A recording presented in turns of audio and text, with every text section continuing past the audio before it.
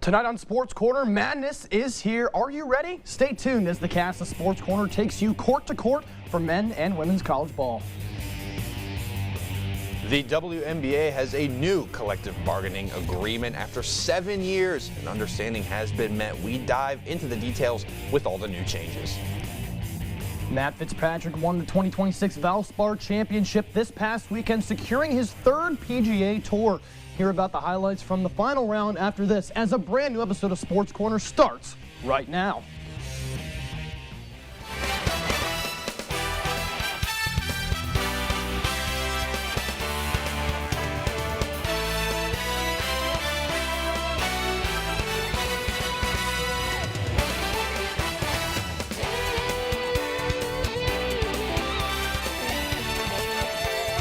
From the Franklin Hall Studio Campus on the Kent State University, this is Sports Corner alongside Maddox Miller. I'm Evan Schofield. Maddox, Kent State sports just never seem to slow down here. That is absolutely right, Evan. We have a ton to get through, so how about you start us off with some action on the mats? Yes, I would love to do so. The Golden Flashes gymnastics team finished out an incredible season, finishing third in the MAC championships on Saturday at the Stroth Center. The final score being 195.325. Senior Charlie Benner won 2 individual medals at the meet in vault and floor as her last victory in the MAC for her career. This meet concludes Bryce Biggins' retirement and his 35th season leading the program. The Kent State men's golf team had a strong start Sunday afternoon at the Hootie at Bulls Bay. Liam Curtis led the Flashes with an impressive 2 under par round, finishing without any bogeys. As a team, Kent State ended the opening round at even par, highlighted by 4 birdies on hole 10 and a 5 under performance on hole 4.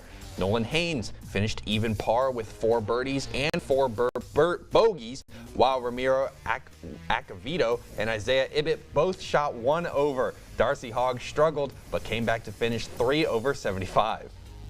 And the Kent State baseball team completed their 4th series sweep of the season this past weekend against the University of Massachusetts. This has been an amazing start for the baseball team, as their overall record is 18-4, which is the best in the program since 1983, when it was 19-3. They jumped out early with 4 runs in the second inning and added 4 more in the 5th, but UMass eventually caught up. The Flashes' Evan Howinski struck out the last 2 batters to secure the 9-8 win and the sweep. They will host Pittsburgh on Tuesday at 3 p.m.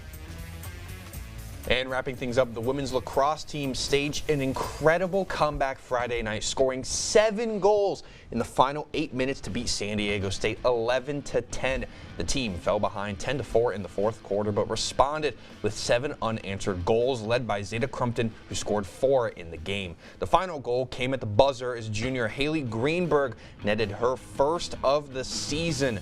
This win brings them back from a 4-game losing streak, and the team will return to the MAC Saturday, or return to MAC action Saturday for a game against Youngstown State. So a lot of sports going on, as always. Absolutely. Here at Kent State. Absolutely. We got always a lot to talk about, but I do want to kind of narrow in on your last story you talked about. The women's lacrosse team, they break their 4-game losing streak, come back, 7 goals in the final 8 minutes. Kind of take us through that. What are we seeing there? Yeah, 7 unanswered goals. It is a true testament to the fight that this team had. They tried to make a comeback last Wednesday against Akron, but they came up short. This time, though, they succeeded in their comeback effort. It was led by Zeta Crumpton and Lizzie Lundeen, who have been by far the top scorers for this Flashes team. And this just proves how much fight this team has, and kind of what makes this team maybe different than lacrosse teams in the past. Yes. I'm really happy with this performance. One thing I will say, you never want to take away from a win, but imagine if this team played like this early on for 4 quarters instead of going down 10-4 in the 4th and having to score 7 unanswered. You still love the fight, though, and just a very strong performance by the Kent State lacrosse team. Yeah, I 100% agree with you, Maddox. You know, Davini McNary and Zacconi, they're guys that need to keep finding ways to turn it over. You know, you need that turnover culture here at Kent State, especially in lacrosse, when you start a little slow and get later. And like you said, if you can start off early in these games, have that momentum, have those goals, they scored so quickly in that final quarter there. So I think if we have that consistency throughout the whole game, it's gonna be a lot easier. Yeah, one last thing to touch on. It was the turnovers. It was defense generating offense, but it was also the draw controls, draws at center field after each goal. They were losing them a ton for the first 3 periods, but then in that 4th period, they started winning draws and winning possessions, and the momentum skyrocketed. And speaking of momentum, the Kent State baseball team seemingly has all of it right now. Back-to-back sweeps, first one against UMass, second one against Central Michigan, or flip that, second one against UMass, first one against Central Michigan. What has this Kent State baseball team been excelling at? I'd say they're hitting. I mean, you're led by Sawyer Solitaria, and that's a guy that's hitting .330, 26 runs, 29 hits. I mean, these are guys that, led by him, you can just have productive innings. You can score 4 runs in 1 inning just based on a performance from Solitaria. You have a pitcher in Ben Rabitin. He went 3-0 as a starter, 7 strikeouts, 2 runs allowed in that final game there. You have strong conference play. We're seeing a lot of good. I think they've only lost 1 or 2 I think it was of their one against games. I think it was 1 against Bowling Green, and they still won that series 2-1. Yeah, so having that divisional play is obviously a big thing for them to continue to move ahead in their record-breaking season so far. Yeah, 8-game win streak. They welcome in Pitt for a series, so that'll be a lot of fun. But the Kent State baseball team, they just got to keep scoring, and they just got to keep rolling. That's right. I definitely agree with that, and that's something we'll continue to monitor as we keep going through this very awesome baseball season we got. But the Goodyear 400 just took place at Darlington, and driver Tyler Reddick took home his 4th win of the season. We take you around the track. On the basketball court, the Iowa Hawkeyes took down the defending national champs in the 2nd round of the NCAA tournament in a shocking upset. Hear more about the madness after this.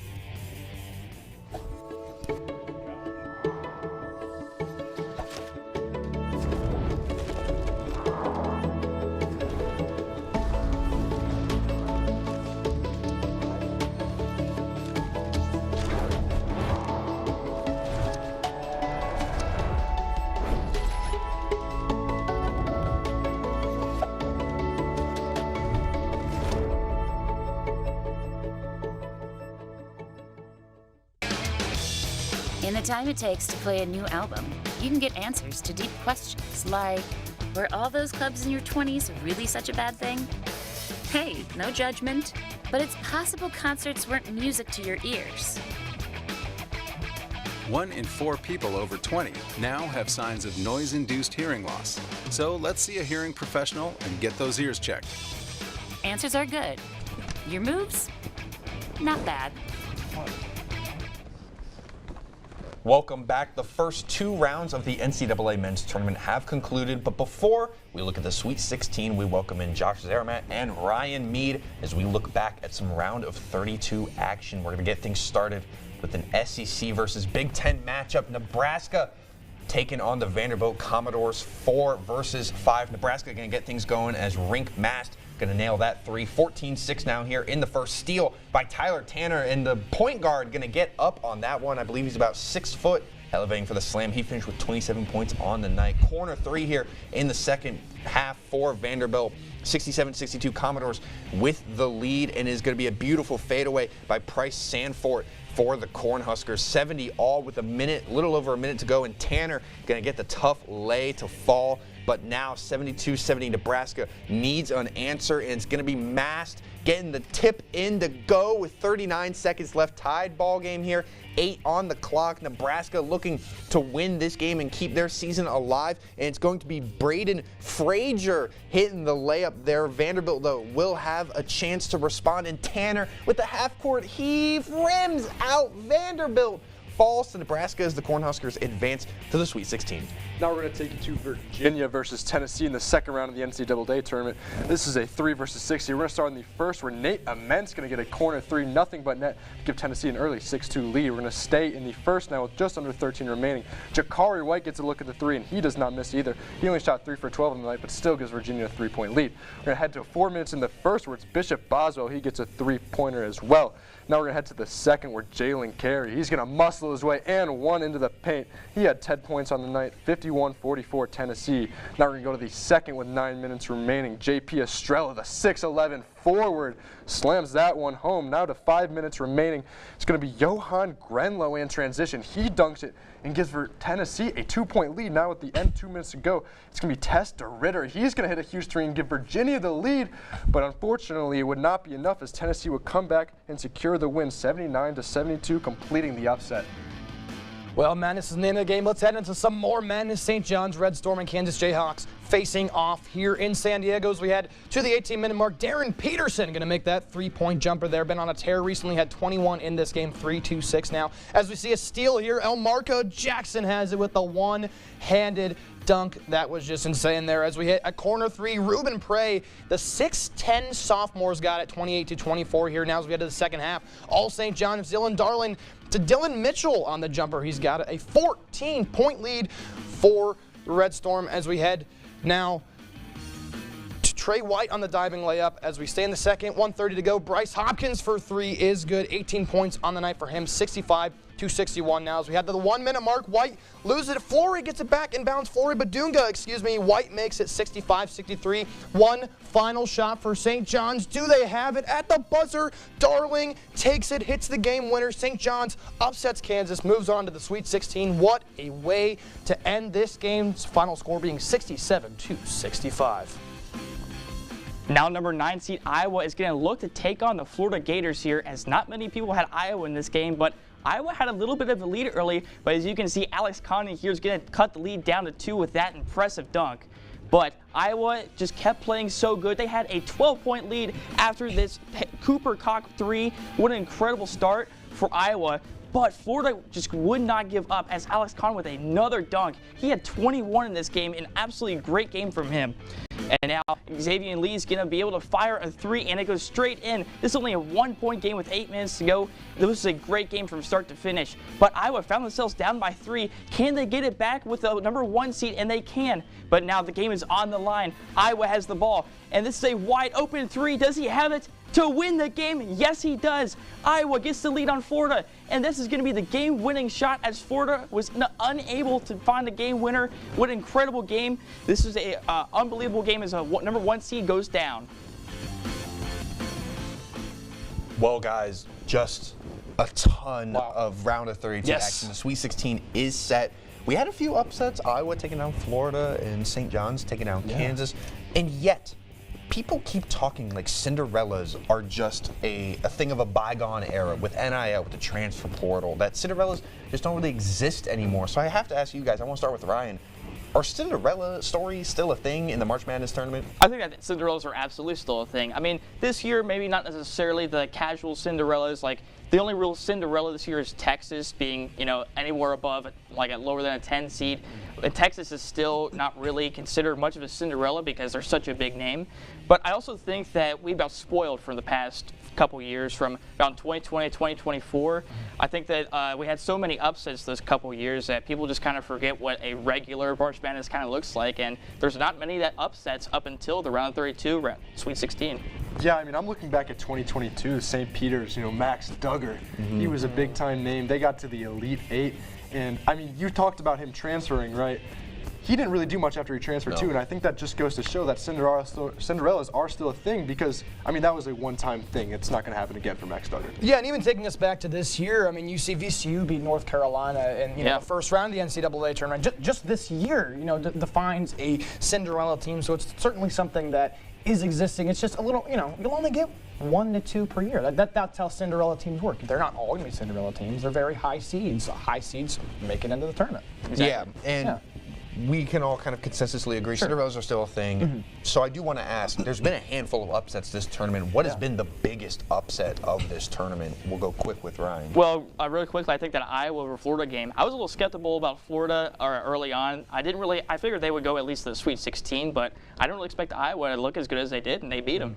Yeah, I mean, I got to completely agree. It has to be Iowa because, I mean, Florida was the reigning champions. They had an insane end of the regular season. They were on a, I believe, 23-2 run to end the regular season here, and that just goes to show why it's such a big upset because these guys were rolling, and they come in as the 9 seed and beat the number 1 seed, and that's why it's such a huge upset. Yeah, Tennessee over Virginia is where I'm going to stand here.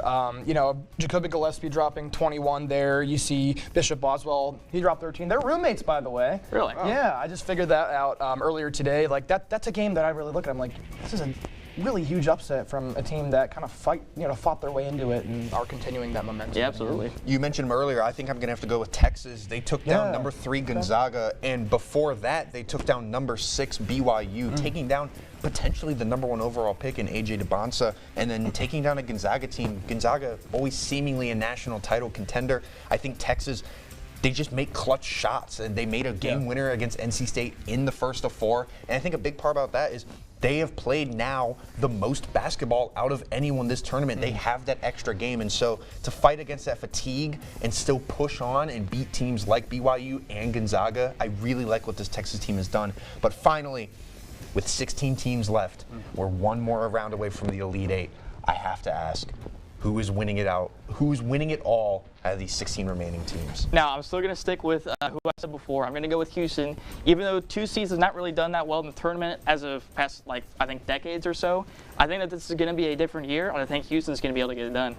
I mean, I got to stick with Duke. I know they had their struggles against Siena, but I think that was a one-off thing. I think they came in unprepared, and I think it was more of a wake-up call than anything because now they know, okay, like we have to take it seriously. You know, they got the Boozer brothers, and I do think that Duke will win as long as they just, don't play with their food like they did against Siena. Yeah, you're the 1 seed, you're the best team. I'm going to go with Duke. You know, you're expected to win all these games, especially with a guy like Cam Boozer who's going to go very early in the NBA draft for sure. All right, I'm going to go with the Michigan Wolverines. I think they're the best team in the country, but that is all the time we have to talk men's brackets. Thank you guys for joining us. But now, a live look into some women's March Madness action as South Carolina, oh my goodness, taking on USC. 3:40 left in the first quarter. 13-2, number 1 seed Gamecocks up on the number 1 seed Trojans. Joyce Edwards leading the way for South Carolina with 5 points on 2 for 4 shooting.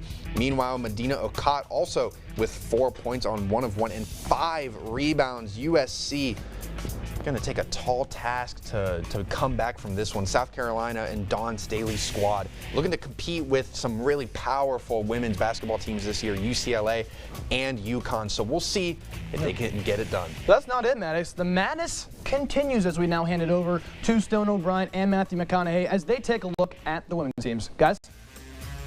It's officially March, which means it's basketball tournament time.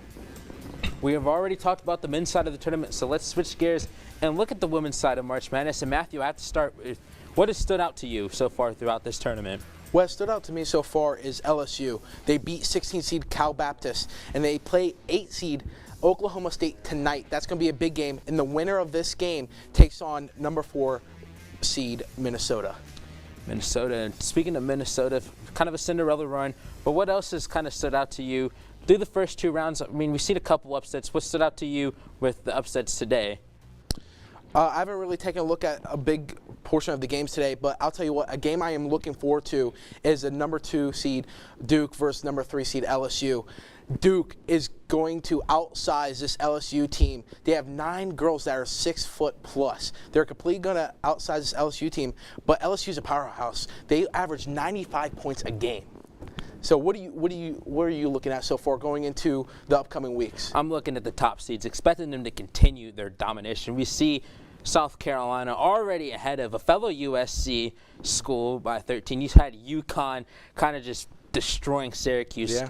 Sad into the season, but Virginia, the 10 seed, we talked about Cinderella teams in the tournament. I think if there is a low seed, you have that Virginia team that went from first 4 as a 10 seed, followed in the footsteps of Texas, won the first 4 game, and went to the Sweet 16 with the upset of Iowa, who kind of played with the fire. But lastly, national champion pick. Who's yours? I got UCLA.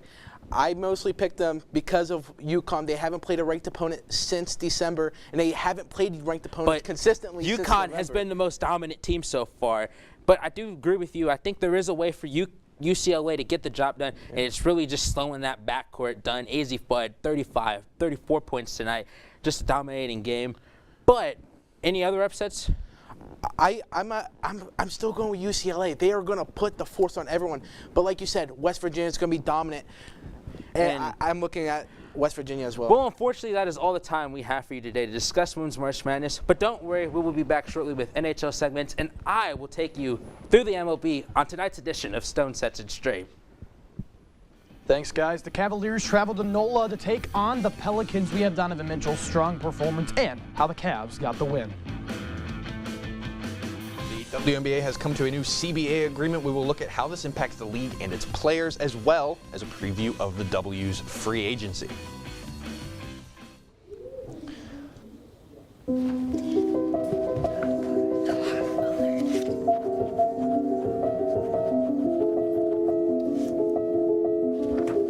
Can you help me?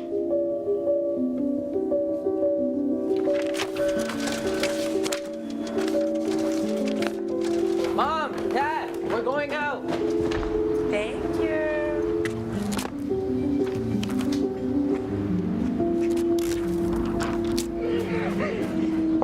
Oh, look, they're playing chess. What you got there? Will you help my mom? She's real sick, huh? Hey, crew, I'll give the first move to anyone who signs up to be an organ donor. How do you do it? Easy. Just go to organdonor.gov. You heard them, organdonor.gov. More donors means more hope. Sign up at organdonor.gov. I was a quarterback at Hardaway High School, college first-round draft pick, on and off the field. We were taught to not show any signs of weakness. During the football season, I would stop eating. But I didn't know I was depressed. I thought that something was wrong with me. For 20-plus years was physical. We didn't have any education behind what mental health was. I started to learn it starts here first. If this is together, I'll be better as a father, as a man, and as a husband. Put the importance on your mental health. I'm not scared to talk about it anymore. The first tool is therapy. The second one is positive self-talk. And then journaling, putting your thoughts on paper. We have to redefine what being a strong man is and heal, love your mind.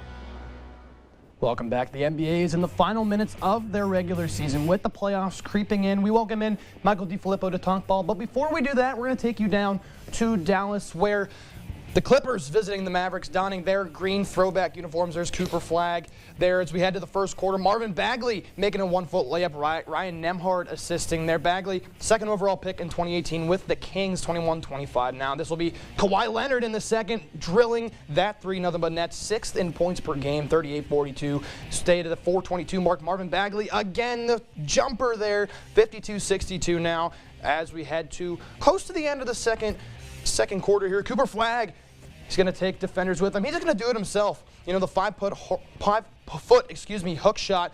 Potential Rookie of the Year candidate. He was obviously the first overall pick there. 61-72 now. 2:47 to go. Darius Garland to John Collins. Derrick Jones Jr. making that tip in dunk there. Let's check that out again. Bada, bada, boom there. How about that? 120-116. Mavs have the lead. 20 seconds. Leonard hitting that layup there.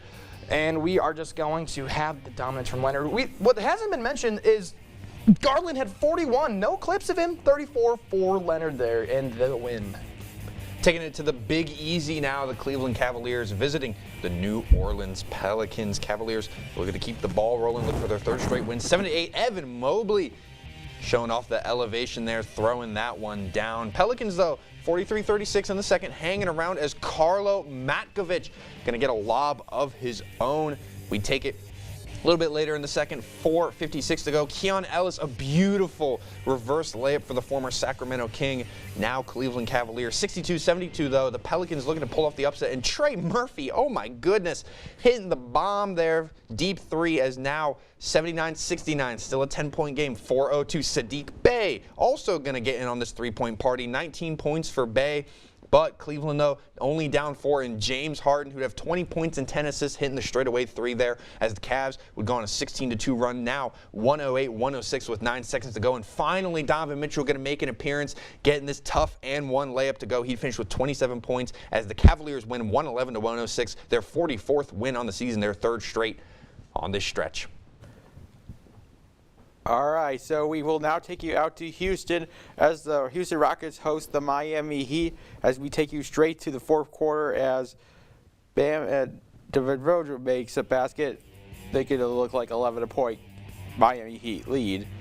And then watch this play right here. Pass right there, and then pass a big wide pass over there, and another pass.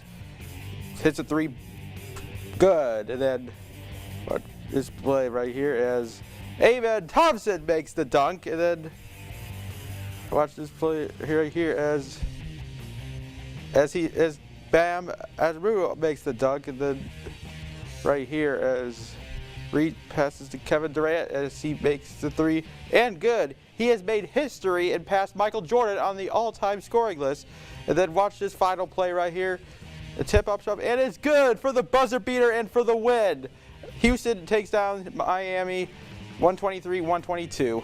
Now we're going to finish things up in Orlando. The Los Angeles Lakers taking on the Orlando Magic. 57-51 here. Little under 2 minutes to go in the second quarter. Luka Doncic, potential MVP winner, hitting a step-back three there. He'd finish with 33 points on the night. Orlando, though, being stymied and not going away. Fast break here for the Lakers. LeBron going to get the layup, the left-handed finish. He'd finish with 12 points on the night as we now enter into the fourth quarter. 92-91 Magic looking for someone to take over and score. It's not going to be Paolo Banchero. It's going to be Wendell Carter Jr. throwing that one down. Carter would have 13 points on the night. 100-99 now, under 2 minutes to go in the fourth quarter. Banchero, top of the key, looking to make some magic happen here. Step back, passes it into Carter. Carter fade away, mid-ranger, makes it a three-point game. 104-102 now, 2 seconds on the clock. Lakers need a hero, and it's going to be Luke Kennard, the trade deadline acquisition, hitting the three. 105-104 Lakers win. Kennard finished with 13 points on the night.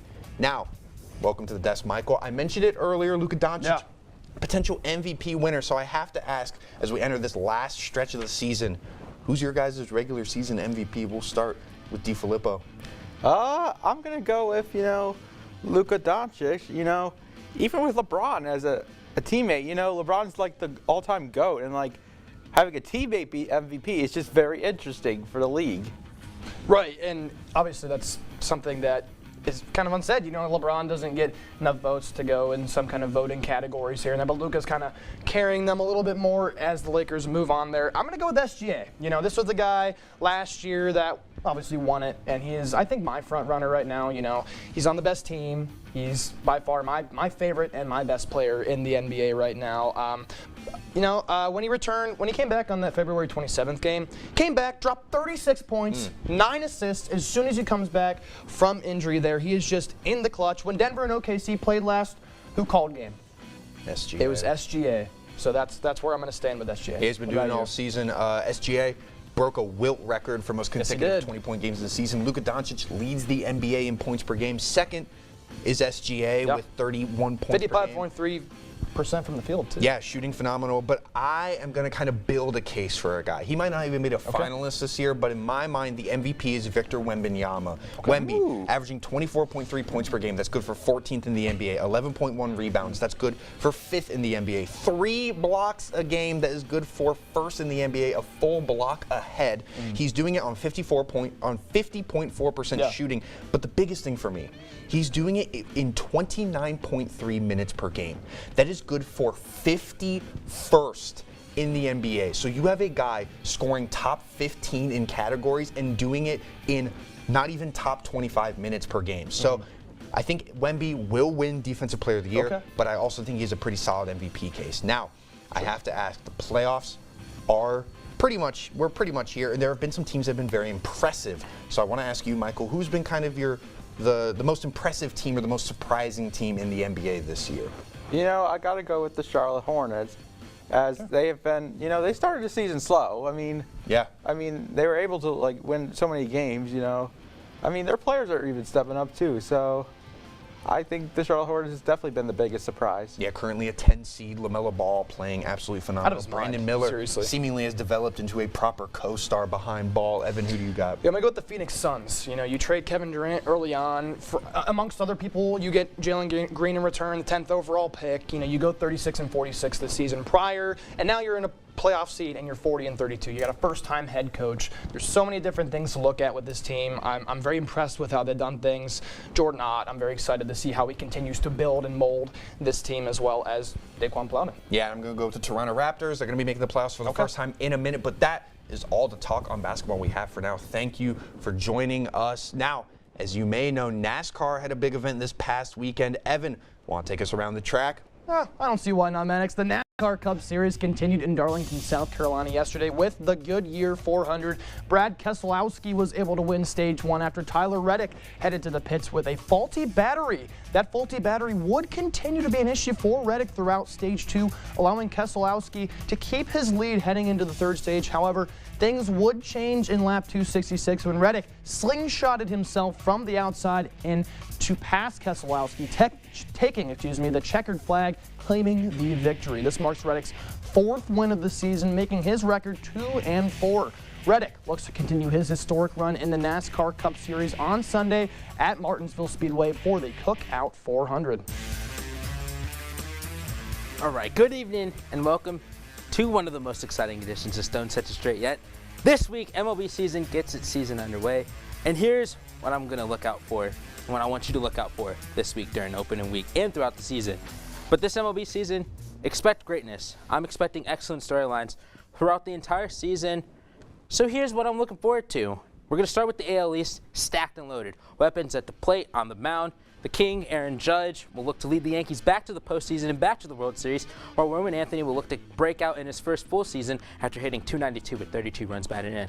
On the mound, Garrett Cole will lead the Yankees rotation, while Trevor Rogers looks to build off a strong campaign for the Baltimore Orioles. And then the defending World AL champions Toronto Blue Jays and the Tampa Bay Rays are always dangerous as well. In the American League West, don't be surprised if the Athletics make some moves. Pitching will be the key to accomplishing that, but with power stalwart Nick Kurtz and Jacob Wilson, who is one of the best contact hitters in the entire game of baseball, look for the Athletics to make some moves in the American League West. With the American League Central, Tariq Skubal looks to run it back for the Cy Young for the 3rd straight year, while Jose Ramirez and Bobby Witt Jr. will look to lead their teams to the top of the American League Central, battling a Tigers rotation that is added Framber Valdez to the mix. In the National League, the Dodgers are loaded and ready to go for a three-peat, but I expect fierce competition all around. I expect the Reds to continue making leaps under the helm of Terry Francona, and the NL East will be tight with New York and Philadelphia, in my mind, competing for that divisional title. And then in the National League, tons of talented individuals. You got Paul Skeens, Pete Crow Armstrong, Fernando Tatis. There is endless amounts of talent ready to rock the baseball world. And now we're going to move on to some players who I feel could be poised for a breakout campaign in 2026. First up, Chase DeLauder is a player who fans should be keeping a very close eye in the Guardians lineups. He possesses a rare combination of power, plate discipline, and overall performance, and so far, wherever he has gone, he has hit. This spring he hit .429 with an OPS over 1150 and a 61.3 hard hit rate. Injuries have been a problem so far throughout his career, so staying healthy will be key, but the talent and the potential are both seemingly endless so far. And then on the mound, another Chase to watch out for is Chase Burns of the Cincinnati Reds. Last season, Burns had a .457 ERA due to inconsistency, but he struck out 35.6% of hitters he faced and possessed a 2.65 FIP, which indicates stronger performances are on his horizon. If he is to make that FIP closer to his real ERA in 2026, he will need to improve a hard hit rate that's set toward the bottom percentiles in the league. And then one way for him to keep those hitters off balance will be a deadly slider that possessed a 47.1 K rate when used last season. It's breaking action, keeping hitters off balance. And lastly, it may be early, and this is very cliche, but I'm here to give out some early season awards. And we left off with pitching with our breakout candidates, so we'll pick up with the AL and NL Cy Young winners. In the American League, I think the King holds atop the jungle as Tarek Skubal rides off into free agency with a third consecutive Cy Young award. And in the National League, I have Yoshinobu Yamamoto taking the next step in his ascension to superstardom with his first career Cy Young. And then for the MVP awards, I have Bobby Witt Jr. winning the MVP as the best infielder in baseball, gets it done with his successful 2026 campaign. And in the National League, the GOAT does GOAT things. Shohei Ohtani winning another MVP after making the impossible possible. As for the championships, I have the Dodgers winning the World Series, with the Tigers winning the American League pennant behind the backs of Tarek Skubal and Framber Valdez. That is all I have for you today. The Giants will host the Yankees Wednesday night to kick off the season. For the Kent State Sports Network, I'm Stone O'Brien. Thank you, Stone. The New York Islanders defeated Columbus Blue Jackets with a 26-save shutout. Hear about some top NHL games from this past weekend.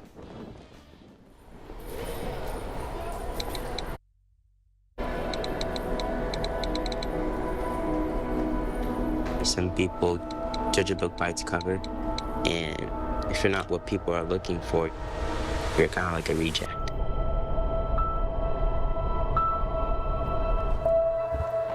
At school, it feels like everyone's staring at me and I'm just kind of not really a person. Sometimes I can't believe that you could be proud of me if I'm not proud of myself. It just feels hard today. Nobody was listening to me. Think of our best times together. Let's do more of that. You know, try to understand me more, and I'll try to do the same. Listening is a form of love. Find ways to support your kids at soundidouttogether.org.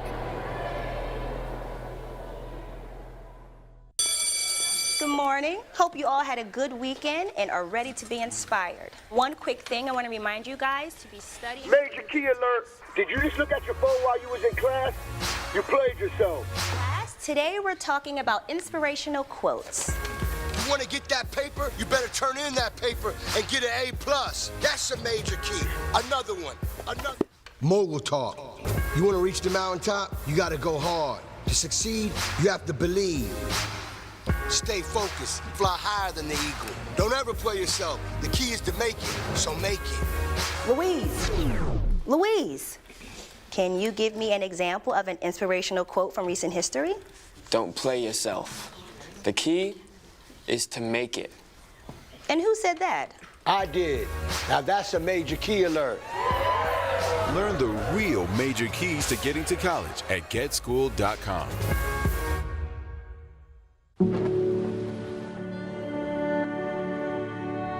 Hey there, I'm Lance Bass, and this is Chip.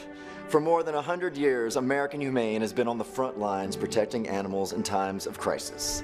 From Pearl Harbor to 9/11, the California wildfires, and the coronavirus pandemic, American Humane Rescue has provided life-saving assistance for animals in virtually every major national disaster. If you're anything like me, your pets mean the world to you. And if disaster strikes, you want to keep them safe. To prepare for an oncoming disaster, ensure your pet has secure and up-to-date identification. And if you must evacuate, remember to take your disaster preparedness kit with you. To learn more about disaster planning and how to keep your best friends safe, please visit AmericanHumane.org. Well, some would say the past 2 months have been hectic for the WNBA. Alongside Lillian Glaze, I'm Lexi Blatnick, and we're here to break down the fiasco the Dub saw this season. That's right, Lexi. For the first time ever, WNBA players can sign multi-million-dollar contracts. The WNBA and its Player Association reached an agreement on a new collective bargaining agreement on March 20th. The CBA runs until 2026 to 2032, and it is the most transformational labor agreement in major professional sports. The new model will direct more money to players through jersey sales and other revenue avenues. The league projects to make more than $1 billion in player salaries in the 7-year agreement. Contracts will also be adjusted accordingly for rookies. players are getting a meaningful share of the revenue that we're helping create and drive night in and night out. And so, the system that we were really fighting for, it's a part of the business. It's a part of the business that we'll be able to feel not only now immediately as we go into, this next year, but decades down the line, the players are going to be able to drive the business, and we're going to be able to, share in that, which I think we should. And to add to the excitement, the league's free agency period is heating up. There's over 100 players in the free agency pool, with some big names including Asia Wilson and Breanna Stewart. From April 7th to the 8th, teams will be allowed to offer restricted, reserved, or core eligible players contracts. Players can officially negotiate with free agents on April 9th, and players can make their offers official on April 12th. Well, Lillian, lots of things going on in the WNBA for sure. One thing I do want to ask you is the expansion draft. So the league is introducing 2 new teams to the league, the Toronto Tempo and Portland Fire, and teams can protect players. So who do you have on your radar for teams? Well, I won't pick the obvious, I feel like, but I definitely think for the Atlanta Dream, Ryan Howard. She's a 6'2" guard. She averages about 17.1 points a game, and she's been with them since 2022, so I think she's an asset to keep. They definitely are going to want to hold on to her. I also think Nafisa Collier, she's with the Minnesota Lynx. She's a 6'1" forward, and she averages 18.4 points, and she's been with them since 2019 after UConn. I think those are 2 very big players that they should hold on to. They're part of almost their community and atmosphere of both of those teams, for sure. Yeah, for sure. I have an obvious one. I'm lazy. I have Asia Wilson. She led the Aces to the finals. Yes. For that, she was a huge asset. She led her team in points. She won MVP, notched a Depoy Defensive Player of the Year and Finals MVP. In 2025, she notched 23 points per game, 10 rebounds. Absolutely insane. Very quickly,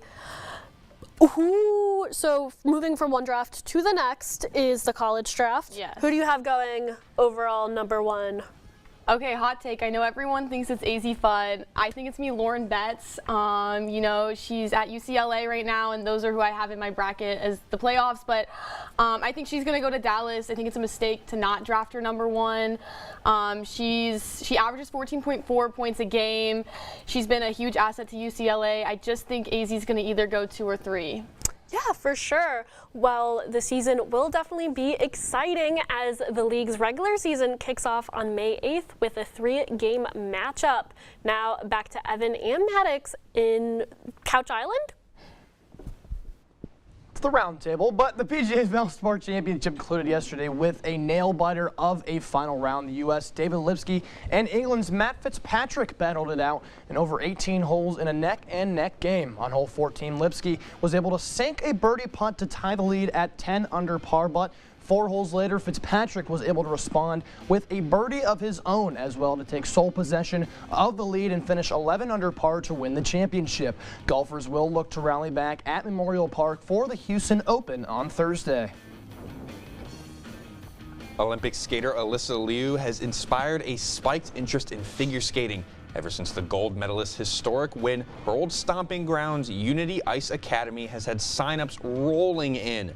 The founder of the nonprofit school says dozens of new skaters have signed up for lessons. The Ice Academy has now decided to offer an after-school program where sessions are offered once a week for no more than $50 a month. The program has more than 80 students and offers 4 ice skating lessons, 4 tutoring sessions, and 4 meals.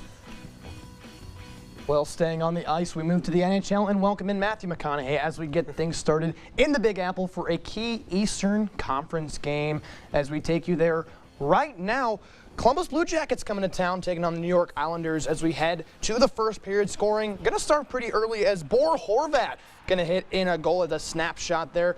Anders Lee, Adam Botvis helped him out there. His 29th goal of the year. Lee's pass set it up for Horvat there, the only score of the game, so this will be fun. 1-0 Islanders as we head to the third period. A lot of action.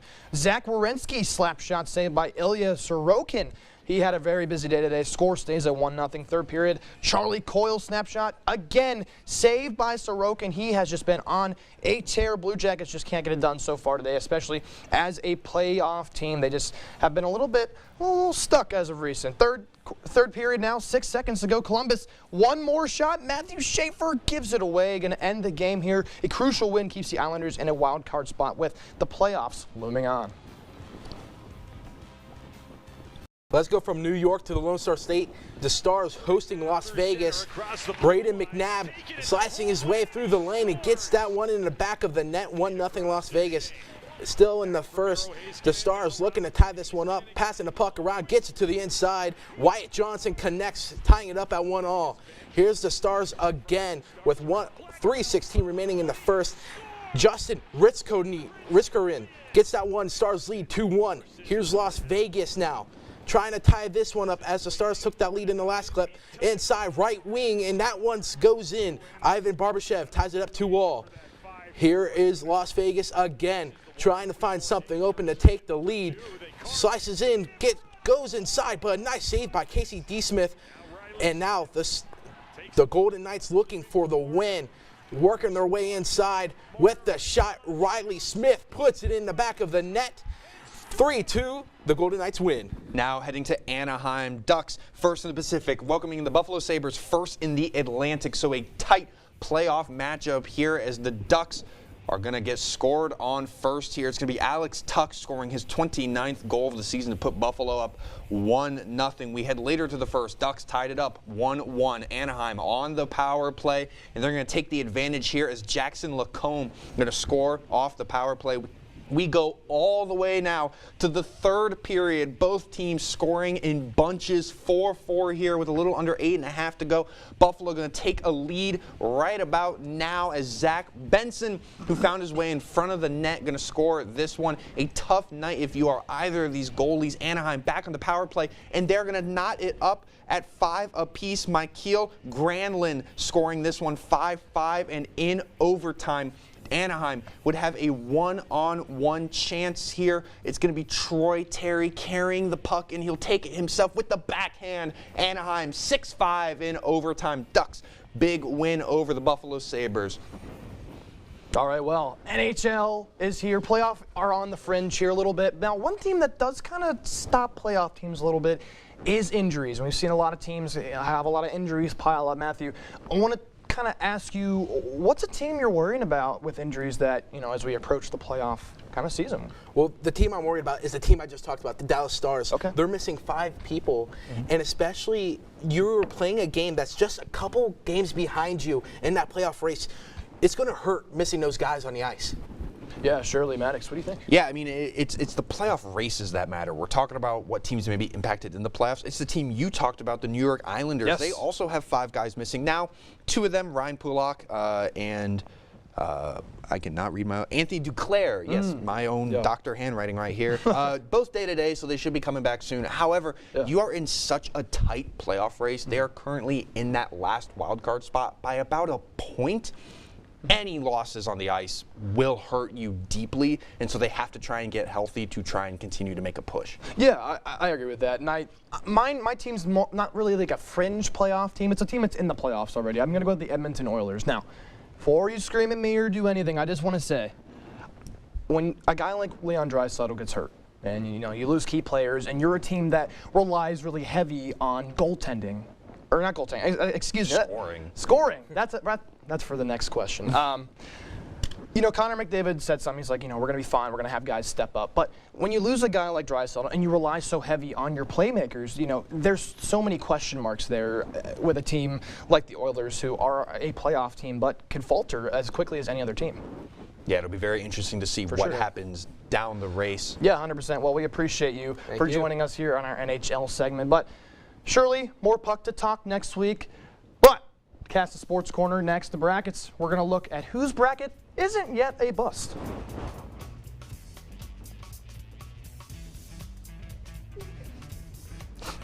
We want all students to develop a global perspective. And with more than 200 study abroad programs in 60 countries, there are many opportunities. One is found in the Central African country of Rwanda, where students connect with survivors of the 1994 genocide. We're learning about the reconciliation process. Rwanda sort of took a very community-based approach to how they recovered. In January, a group of Kent State student athletes traveled to Rwanda, where they organized a soccer camp for children. While we were there, we got to work with kids and spread our knowledge about sports. And we brought shoes, cleats, soccer balls for everybody. It was a transformational experience. The people of Rwanda were full of joy. They were also full of excitement and life. I think the big thing that I'm going to take home personally from the experience is perspective. There's not just one way to do things. This was unlike any other academic experience I've ever had.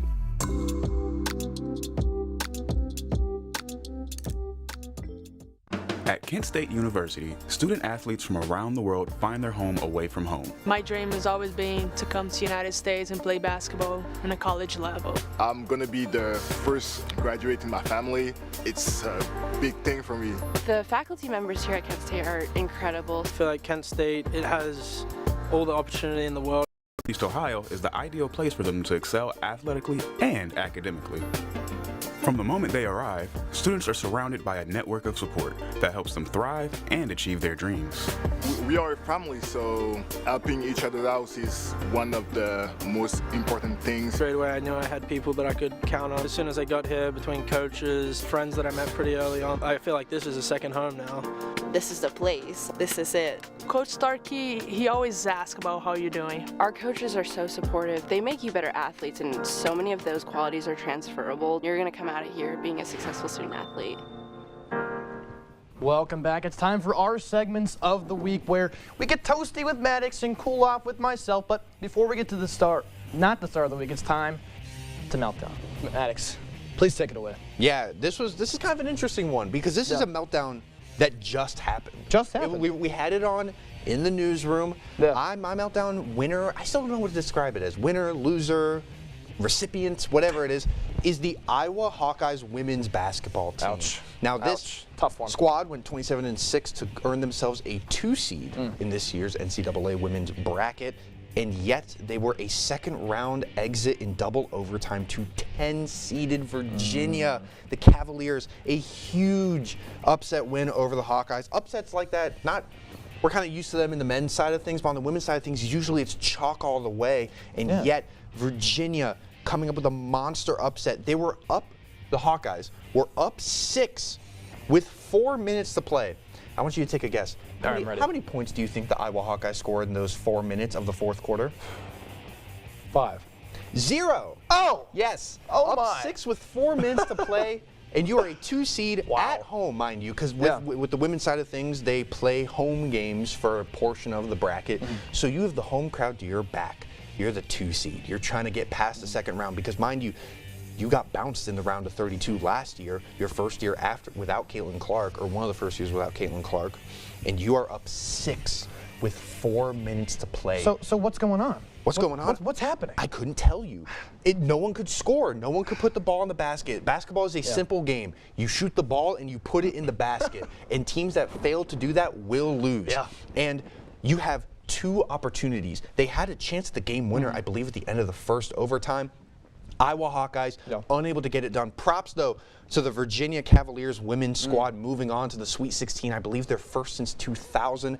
That stat could be completely wrong, but I think it's correct. They showed it on the broadcast. But that's about all I have for a meltdown. All Evan, right. Let's take it over. Shine some spotlights on some people. Walk with me. I'm down walking. To Evans' end zone. That was last semester's spotlight where we go over top performers, impressive moments from the week today.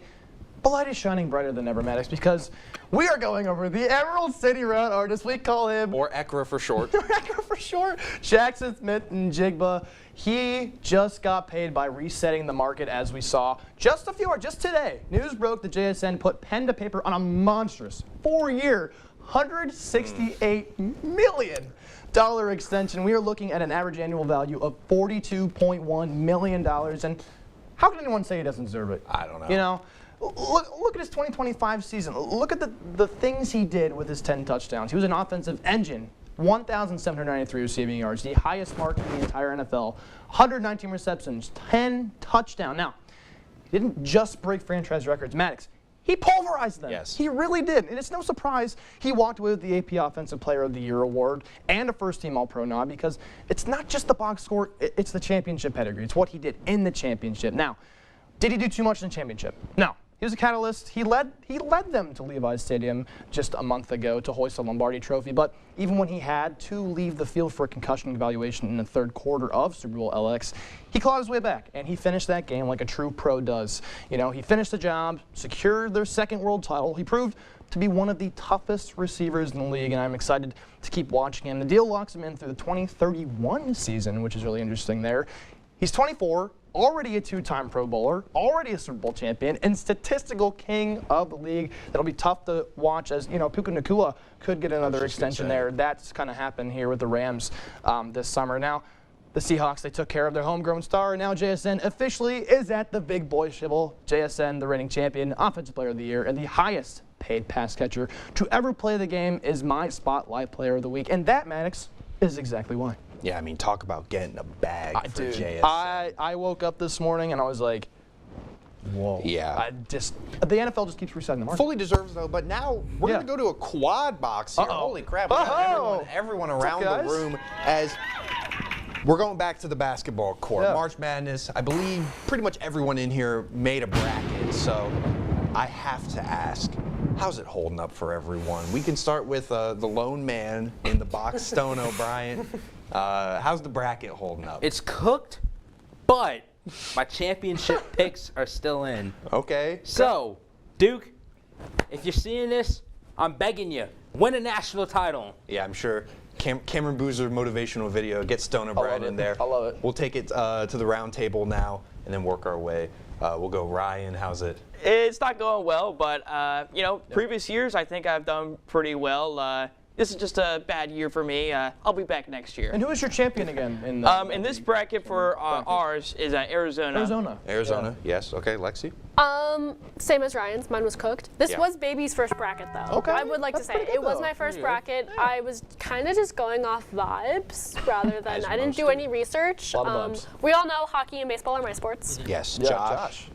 So I want to take mine, not particularly to the one we did here as a newsroom, but I want to take it to my Professor Henry's multimedia journalism bracket. Wow. Where we get 10 points if we beat him. Unfortunately, I'm not beating him right now. My bracket is also cooked. But I had Duke winning, so they could still win. Now, wasn't there free Chipotle in the mix, is what I heard from Gage Wellman? That was for the sports writers. Oh. There was one for the sports writers Okay. and for the class, but I did not fill out that one because I forgot. I'm You'll have unaware to of give that me now. Professor Finally Henry's taking email. things to, I guess it's, if I have to look this way, for that box. Just All that right, direction. Matthew and Michael, what do you got? What do you think, guys? I'm going to be honest, guys. I did not make a bracket. Oh. So I just went off pure instinct. And I'll tell you what, brother. UCLA is going to upset UConn in the championship. Hey, man, For 316 past last week. If we're talking men's, I got Michigan. Okay. And Michael? And for me, you know, I kind of regret picking Duke now because the way they played in the first game against Siena or whatever, you know, if I'm able to change my mind, then I might have to switch to Arizona. Arizona. Okay. I mean, I originally said Duke. I mean, Arizona's a sleeper. They really struggled against Utah State, though, I will say. Arizona is such a sleeper. We talked about this we talked about this a couple weeks ago. They were smushed in between Duke. It was Arizona, then Michigan. Yes. They are that team that you can't sleep on.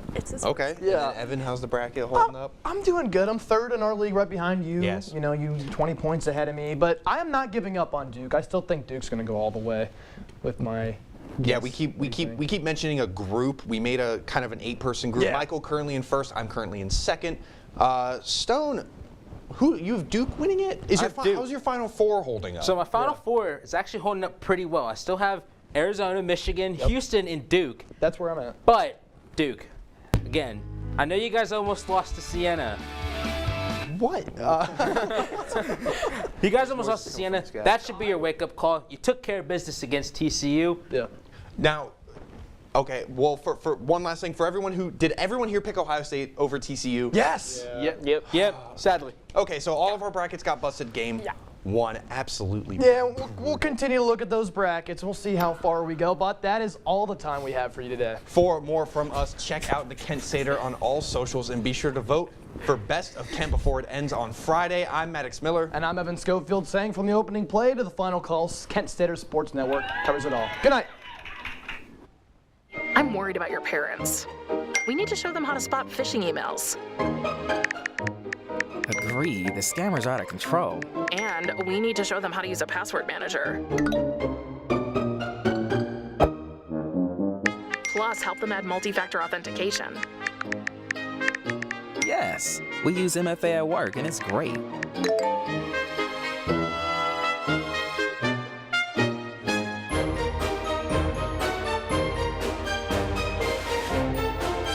Great cake. I'll use MFA to verify my purchase.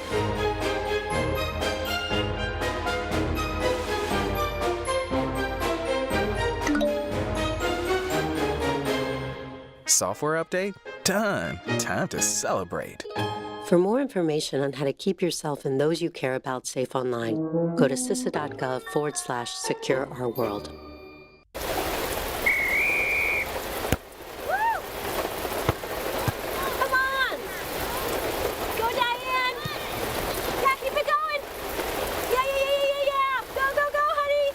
If you love them enough to drive an hour to cheer them on as they get beat 11-0 in the rain, then surely you'll check nhtsa.gov/the-right-seat to make sure they're correctly buckled in the back seat. Throw that ball, Diane! Woo! You got this! The FDA asks questions like, is this drug safe? Does it work the way it should? Is it high quality? Do its benefits outweigh its known risks? Find the answers at fda.gov/drugs. I know kids worry about a lot of things. Getting enough food to eat shouldn't be one of them. Through a nationwide network of food banks, Feeding America serves virtually every community in the United States.